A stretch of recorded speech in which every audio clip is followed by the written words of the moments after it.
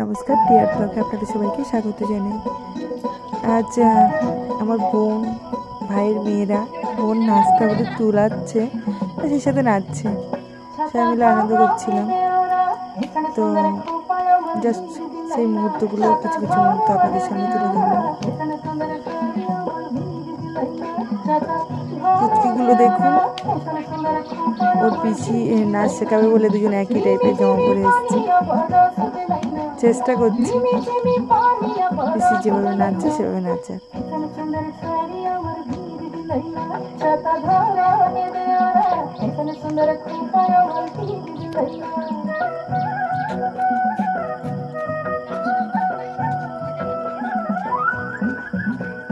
হয়তো কোনোদিন নাচ শেখেনি, তো বোনের সাথে বোন যেভাবে করছে ও চেষ্টা করছে আর কি। তো এইভাবে তো নাচ তোলানো যায় না, তো নাচছে, আনন্দ করছে, তো সেভাবেই নাচছে আর কি, দেখে দেখে।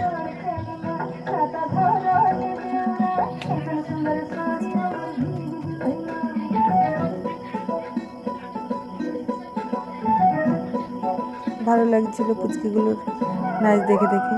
আর যা গরম পড়েছে, আপনারা সবাই কেমন আছেন এই গরমে? বেশি বেশি করে জল খাবেন, প্রয়োজন ছাড়া দুপুরে কেউ বেরোবেন না বাড়ির থেকে।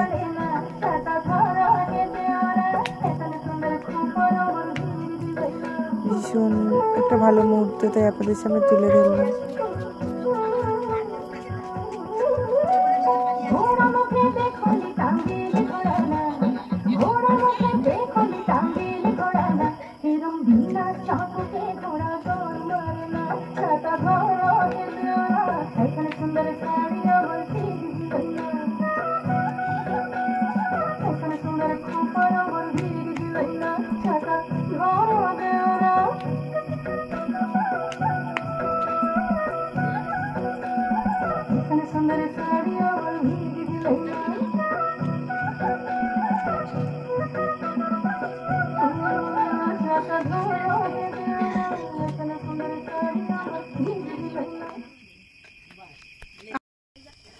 তারপর আমরা সবাই মিলে অন্তাক্ষরী খেলছিলাম।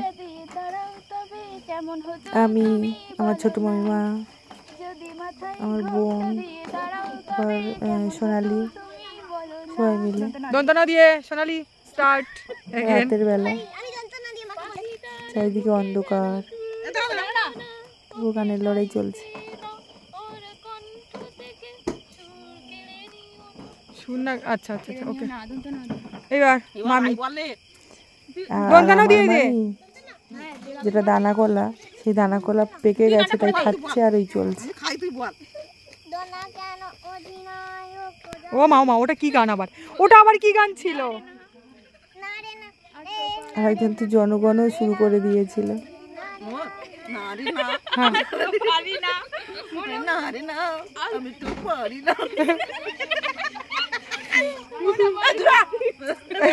সব কিন্তু রেকর্ডিং হচ্ছে, ঠিক আছে? কি গো, গানটা হলো না? কি রে, না না, এই সমস্ত হবে না, আগে আগে গানটা গাইতে হবে। এটা কি গান হলো? আদৌ গানটা কি হলো? তারপর রাতের আকাশে দেখুন কি সুন্দর চাঁদ উঠেছে, যার জন্য আপনাদের দেখানোর জন্য দেখুন। গ্রামে এলে পুরোপুরি আকাশটাকে খোলা অবস্থায় পাওয়া যায়, আমার মনে হয়। এটা আমার ব্যক্তিগত ধারণা, তার কারণ ঘরের মধ্যে থেকে থেকে খুব মুশকিল। গ্রামে এলে চারিদিকটা খোলা আকাশ, যেদিকে তাকাও তারা রয়েছে, রাতের আকাশে চাঁদ রয়েছে, এভাবে দেখা যায় না খোলামেলা। কি সুন্দর লাগছে।